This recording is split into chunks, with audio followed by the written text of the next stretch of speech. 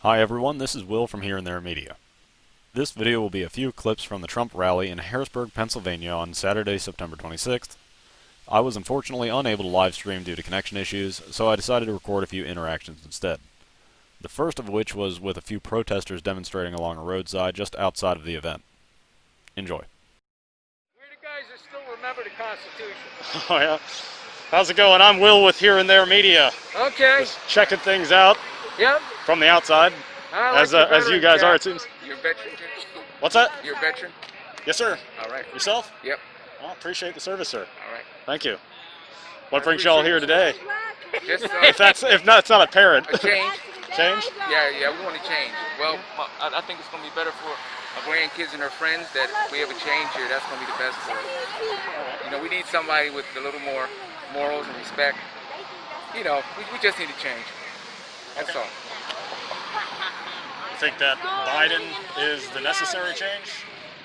Well, He's feeding your life. Biden is the next choice. You know what I'm saying? We don't have much of a choice. You know, he's there, and I'm going to support him because I think we just have to get Donald Trump out of office. And if Biden's the one that's going to be there to take over, then that's what we need. Would you prefer a different choice over Biden if you had to choose, if there was another? Well, the choices that were there, I think he's the best one. Right. So I think he's the best choice for right now. Now, if Obama could run for, if Obama would have been able to run for another 4 years, I it'd be a voted different for him story. twice. You know what I I'd mean? go a third time. So, Right. But, you know, he's just been so disrespectful to everybody who's served. You know, we swore the oath to the Constitution. He's like ripped it up and thrown it away. You saw what he did to that Gold Star family. You know, their son died in combat. Right. I mean, what greater sacrifice can you have? What greater hurt can you have? Definitely. I think you really hurt the job of the presidency as far as people respecting, you know, because back, 20 years ago, being the president of the United States was a real respectful job. Yeah. Now, I think he really lowered the standards for the job for real. You think there's a lack of professionalism? Oh, yeah. There's no doubt about it. 205,000 dead people says he didn't do the job right. And Really? another thing, too, you just can't blame him. You got to blame a lot of the rest of the Republicans who are following along with what he does. Oh, I think you have to blame them a lot, too. Because no matter what he says, I think I don't know if they're scared for their job or they're just so proud about their party. They're just proud about their party, I think. You know, they don't want to lose that Republican Party. You know, so that's why I think a lot of them are, so hell-bent on following everything he does. And I can't understand it, really. I can't. The addiction of power, I think. The power? You know, they get addicted to being in power. I mean, on one level, the first duty of a politician is to get elected.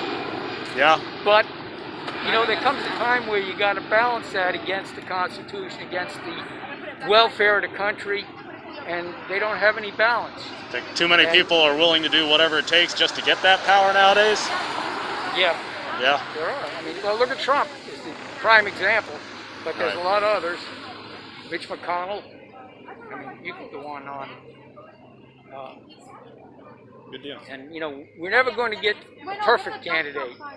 We have to back the best of the choices, Okay. And, Biden's been at this a long time, and Trump has propagated this stupidity that politics is a complicated and difficult job, so you should get somebody who's never done it before, knows nothing about it, and he'll do a better job. Right. Makes no sense. And, Biden's not perfect, but he did the best that could be done, that he could do under a lot of circumstances over a lot of years. And I think he's going to do the same when he gets elected. There's a lot of people that are unsatisfied with vote choices, and some are jumping to third parties at this point, like the Green Party or Libertarian Party. I Think are the call them next spoilers. spoilers? Yeah. Yeah, Why would they be spoilers? because they take votes away from Biden. Right. I've also heard similar complaints that they take votes away from Trump as well. The Libertarians probably, Right. but that's a whole nother story. Do you think that it'd be a good option to push away from the two-party system? There's some believe that that is part of the problem that we have nowadays. We end up with two bad choices due to it. Well, would you propose a parliamentary system? I've heard some theories on that, or ranked voting systems, where you have multiple choices rather than just one.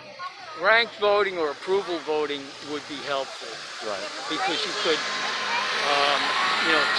vote your position first, and then somebody that's like a Biden would be your second choice. So you wouldn't be taking votes away from them when the final count comes. Right. Agreed. Or whoever it is. Doesn't have to be. I think that would be interesting to look into. Yeah, just for this election. But I think Maine has a multiple choice system. Okay. It's not approval voting, but it's something similar in concept. Exactly. Well, thank you all for talking. Again, I'm Will from Here and There Media. Okay. I try to talk to both sides generally, see what their opinion is on things, and see what people got going on. So thanks for being out anyway. In spite of your hat, you seem to be pretty functional. Despite my... What branch were you in? Marine Corps, sir. Oh, all right. Corps of Engineers. Army. Thank you very much for serving, sir. Thank you. I appreciate it. I would shake your hand, but COVID we stuff. Don't do that. So. Virtually. Yeah, same here. Later in the day, I recorded this second clip. I was across the parking lot waiting for Air Force One to arrive in order to record its landing. At one point, I looked over and observed what appeared to be an argument occurring over where I had talked to the protesters earlier. By the time I got there, things were already pretty heated. I don't know what was said before I arrived, and I'm not sure what caused the protesters to become quite angry. The gentleman they were yelling at seemed pretty relaxed and reasonable when I talked to him, but I wasn't able to see what was said prior to. In an effort to remain objective, I would encourage people to not assume one way or another, and take everything that they see in these videos as a grain of salt, as I don't have the full picture. Thank you.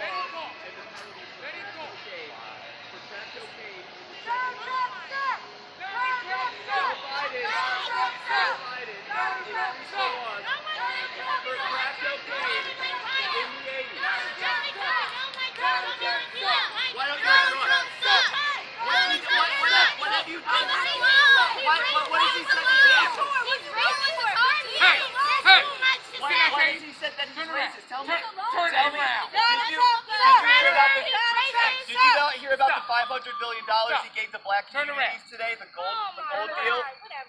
No, did you hear about that? I know CNN. I know CNN doesn't talk about that. I know CNN doesn't talk about all the good that Trump has done, but he gave $500 billion to black colleges and black communities. Donald Trump sucks! Donald Trump sucks! Donald Trump sucks! Donald Trump sucks! Donald Trump sucks! Donald Trump sucks! So I'm here to say they're saying that Trump is racist. Can I talk to you? Sure. All right. I'm not being mean to you. I have not said one. I have not said one. Well, you feel free to talk to Yeah, me. so I'm from Baltimore, Maryland. I didn't vote for Trump, but the left has gone so crazy, and this is what we're seeing.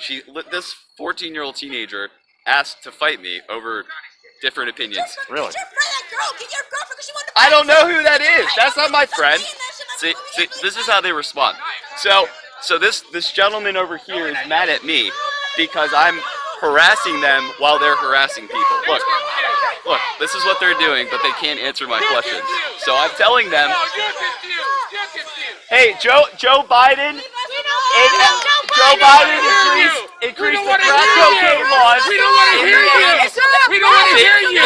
This is what they do when you bring facts out. This is what they do. They can't say anything. Who is that? You! Hey, you guys! Donald Trump is a falsive liar.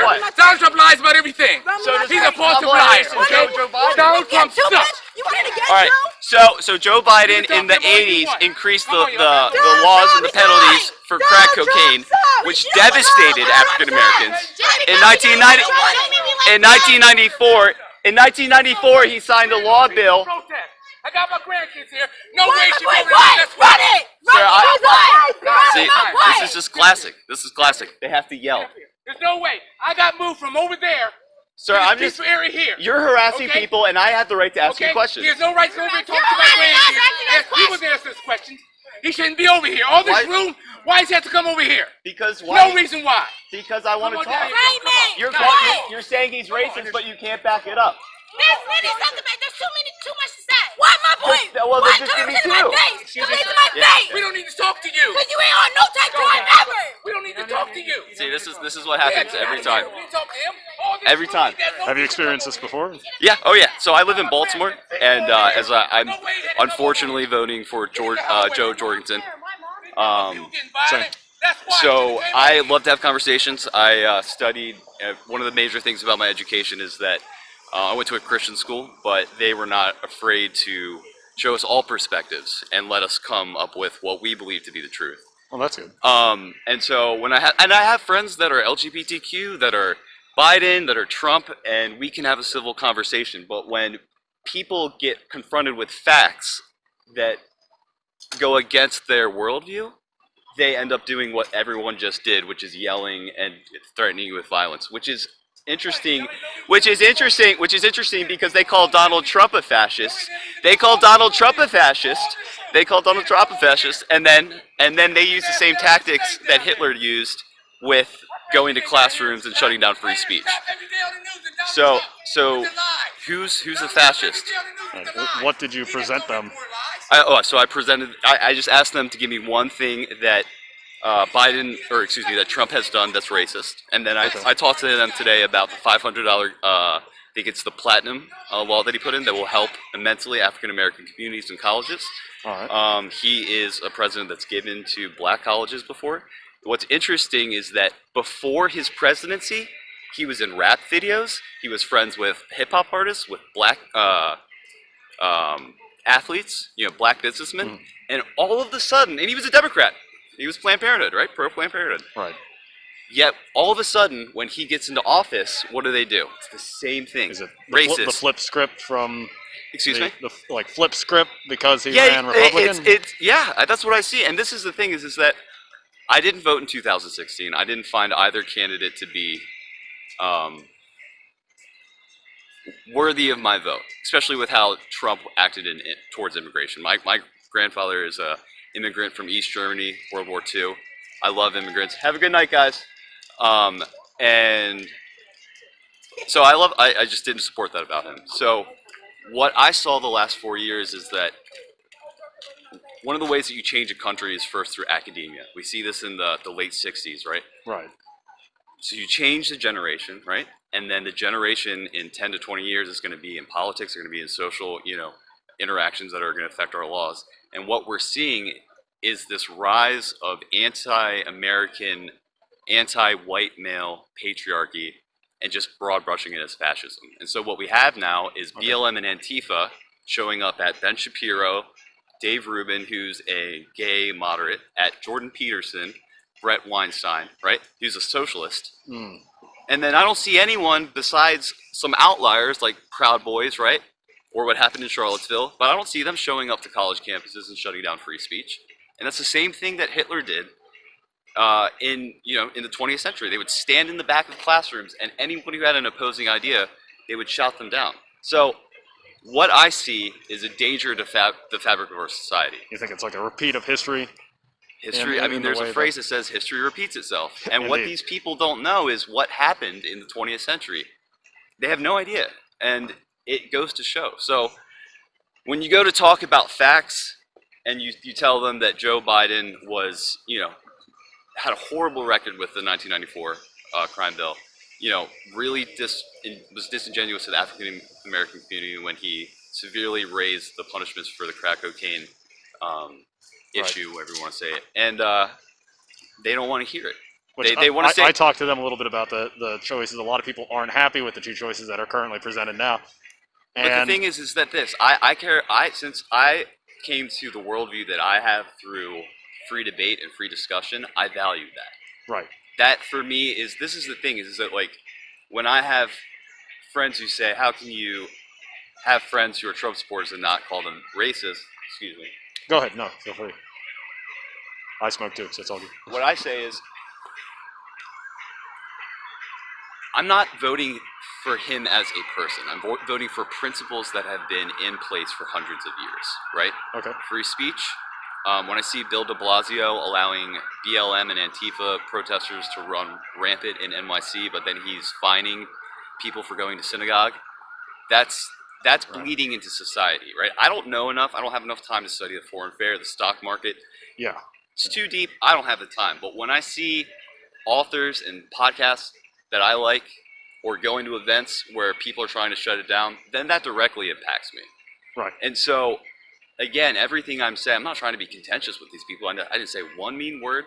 I didn't say, go fuck off. I came in at the tail end there, but at least from what I'm witnessing, from what you're saying to me, Yeah. it doesn't seem like you're reasonable. Yeah, anyway. I try to be. And again, I'm a Christian. I believe that everyone is made in the image of God. They've had different experiences. I've had bad experiences, Right. But to just we'll just call it what it is. That's one of the things with this whole PC culture. We can't call a spade today. They're lying. They're saying we're protesting. No, but you're spouting lies. And when you ask them to say, she said there's too many racist things to list. I'm like, all right, I'm not asking you to enumerate 100. Give me 2 or 3. Right. And then what's the result? Do you want to fight? No, I don't want to fight you. I'm going to fight a 14-year-old girl. What? But that's where their mind goes, because they're irrational. And I feel sorry for them, because when you live in that type, and I'm not even going to use the victim mentality, but when you live in this contentious, polemic world, it really jades you as a human being. And it blocks you off from a lot of beauty that the world has to offer. So that's how do you think we best step forward then? How do you think we best step forward? So for me, I'll give you an example. So I co-owned a landscaping business in Baltimore County. We have about 215 clients now, by the grace of God. Very nice. And one of the beautiful things about capitalism, and the American dream can be, if you want to be, a white picket fence, right? Family, whatever. But I think the deeper, philosophical meaning to me of the idea of the American dream is that someone can come here from the slums of West Virginia or from Africa or from wherever, and I meet these people because I take Lyft and Uber all the time. They can come here and they can have an idea, a dream, a goal, and a vision, and they can work hard and manifest it, right? Right. So that's what I'm doing. So one of the things that I want to do is that I know a lot of people in a part of East Baltimore that's called Waverly. Like there's a Monarch school that does a lot of good with African American middle school, elementary, and high school kids. Okay. And so right now the business is net worth around $400,000, but in 6 years we want to get to 3 or 4 million. So one of the things that I want to do, because I've lived in those neighborhoods and I see the kids, because like I've lived in East Baltimore, West Baltimore, South Baltimore, and which are not the worst parts in the state, right, in the country. Yeah. I have friends who are both police officers in the city. I know what it's like. And what these kids need, like every year, every spring, I would literally see a group of 8 to 10 kids where I would go up for lunch to get my food, who were all under the age of 18, that were selling everything from heroin to weed. Unfortunately. Yeah. But what I see, like, again, trying to see the glass is half full, I see dedication, I see ingenuity, I see a little, some entrepreneurship, some math skills, right? So what is lacking is, first, the fatherhood rate. If you look at the fatherhood rate before the civil rights movement, I believe it was in the 20s or 30s, something like that. It's, I think, in the 60s or 70s. Don't put me. It's astronomically high. I'm now. unfamiliar with the numbers. Yeah. So, what do they gravitate to? They gravitate to the gangs and the kids who are not engaged. Are they trying to fill that role? Yeah, I think because I think especially young men are looking. That's going to sound misogynist. Young people are looking to put their hands to something, right? So when I see them selling, right, I see them having good energy, just directed in the wrong way. So one of the things that I want to do is open up. Excuse me if I whip around and. You're good. If he's coming, I'm going to try to catch it.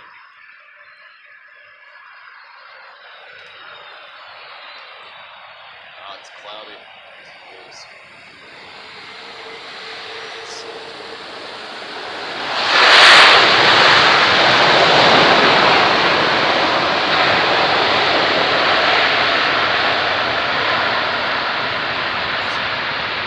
So one of the things I want mentorship and apprentice programs for kids in the inner city, so that you can teach them to balance a budget, to how to save money, how to be responsible, show up to work. These kids can do it; they just need to be shown how.